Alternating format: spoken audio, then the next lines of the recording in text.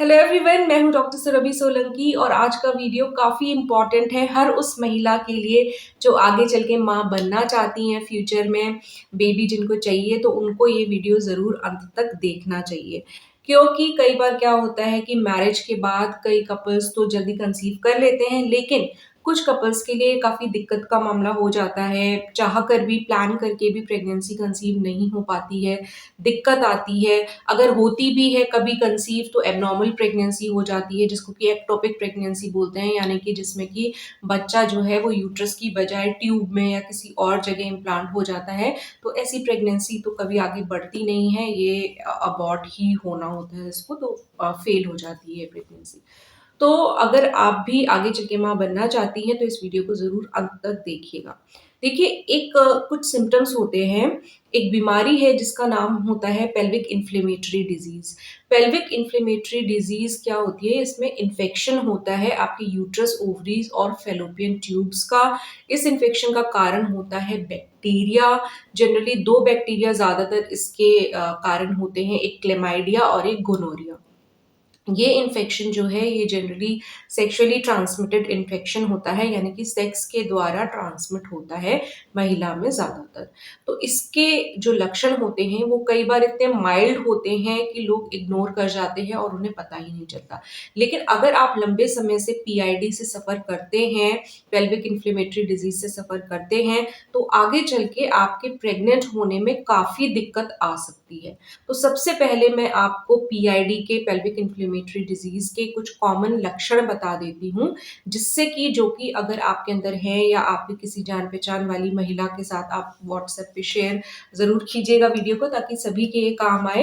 तो ये लक्षण अगर हैं तो आपको पहले से सचेत होने की ज़रूरत है, टाइम से ट्रीटमेंट लेने की ज़रूरत है, ताकि आगे चल के आपको माँ बनने में कोई भी दिक्कत ना आए। तो सबसे पहला लक्षण जो होता है इसका, वो ये है कि जो आपका पेट का निचला हिस्सा होता है, जो पेल्विक एरिया होता है, वहाँ पे लगातार दर्द बना रहता है। चाहे हल्का-हल्का सा दर्द बना रहेगा हमेशा या थोड़ा तेज़ भी हो सकता है ये दर्द।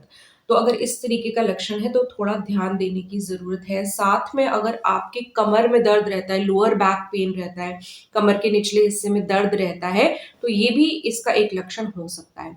इसके अलावा आपके वेजाइना में से जो डिस्चार्ज होता है वो थोड़ी बदबू लिए हुए होता है, यानी कि थोड़ा बदबूदार डिस्चार्ज होता है।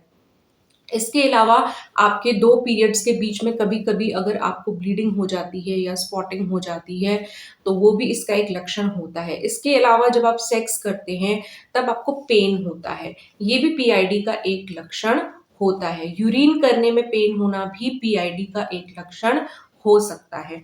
इसके अलावा जब ये इन्फेक्शन सीवियर होता है, तो वहाँ पे आपको फीवर भी आ सकता है, बुखार आ सकता है और साथ में आपको नॉज़िया या वॉमिटिंग भी हो सकता है। ये सीवियर केसेज़ में होता है जबकि इन्फेक्शन काफ़ी ज़्यादा होता है। लेकिन ज़रूरी नहीं है कि हर महिला को ऐसे सीवियर सिम्पटम्स फेस करने को मिले। कई बार काफ़ी काफ़ी माइल्ड सिम्पटम्स होते हैं, जैसे कि किसी महिला को सिर्फ़ एक ही सिम्पटम हो सकता है कि उसके पेट के निचले हिस्से में हर वक़्त दर्द बना रहे।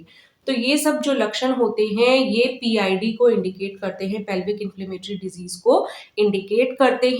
तो ये सब जो लक्षण मैंने आपको बताए, अगर ये आपके अंदर है तो आपको क्या करना चाहिए?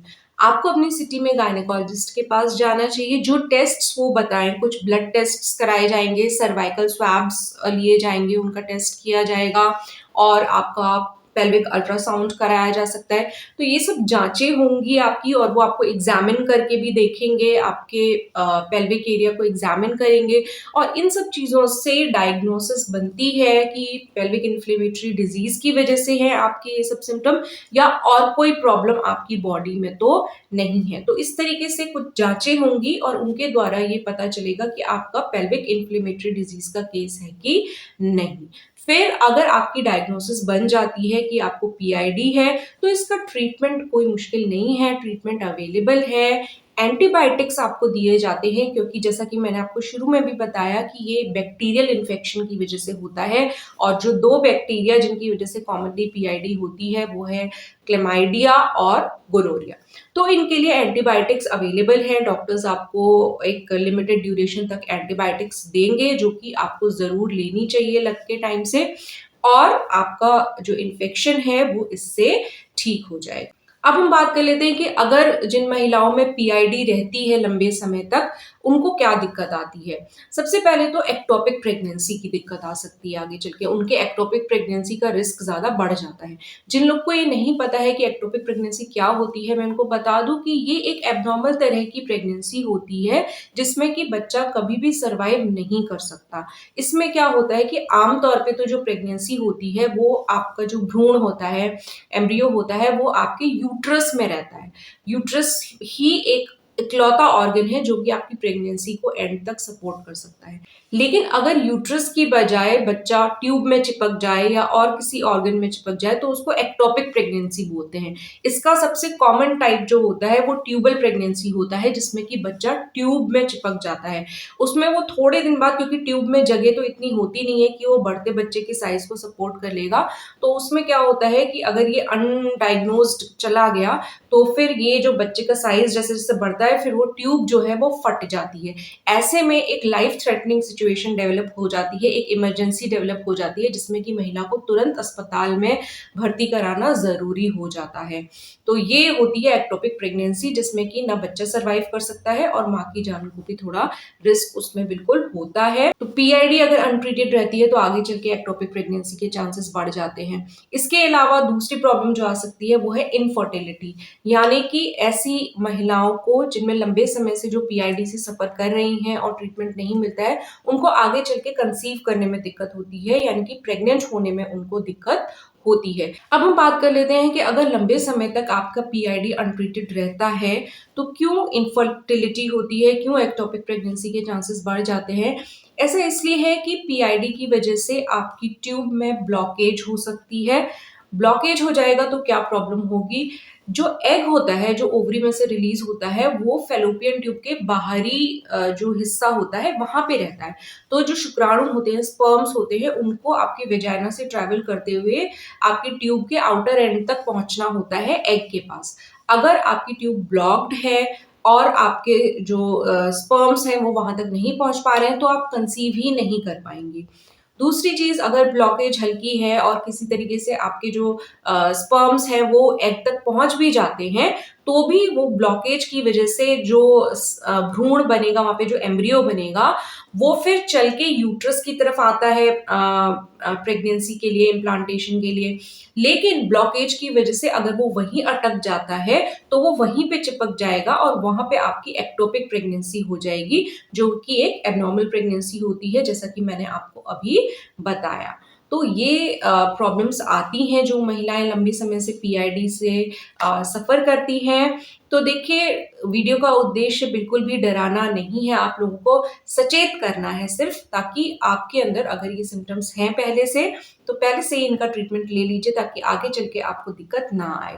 ये वीडियो आप ज़रूर महिलाओं के साथ शेयर कीजिए व्हाट्सएप पर, ताकि ज़्यादा से ज़्यादा लोगों को ये जानकारी मिले और आगे चल के दिक्कत ना हो उनको लाइफ में कोई। इस तरीके के यूज़फुल वीडियोज़ मैं आपके लिए बनाती रहती हूँ, इन्फॉर्मेटिव वीडियोज़ बनाती रहती हूँ।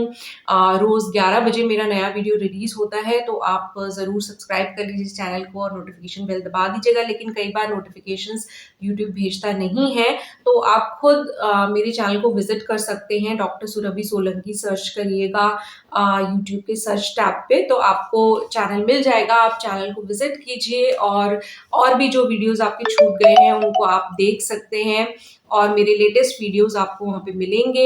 इसके अलावा अगर आपको मुझसे 1 टू 1 बात करनी है, चैट करनी है, तो मैं व्हाट्सएप पे कंसल्टेशन देती हूँ। मेरा व्हाट्सएप नंबर आपको टाइटल में ही मिल जाएगा, लेकिन ये पेड कंसल्टेशन होता है, यानी कि इसमें मेरी थोड़ी-सी फीस लगती है। अगर आप कोई भी मैसेज टाइप करेंगे इस नंबर पे तो आपको इन्फॉर्मेशन मिल जाएगी कि क्या प्रोसेस है, किस तरीके से आप मुझसे बात कर सकते हैं। तो ये था आज का वीडियो और कल फिर एक नए इन्फॉर्मेटिव वीडियो के साथ मैं आपको मिलूंगी 11 बजे के टाइम पे। तो होपफुली आज का ये वीडियो अच्छा लगा होगा। ज़रूर व्हाट्सएप पर ज़रूर ज़्यादा से ज़्यादा शेयर कीजिए, लाइक कीजिए। चैनल सब्सक्राइब नहीं किया है तो ज़रूर सब्सक्राइब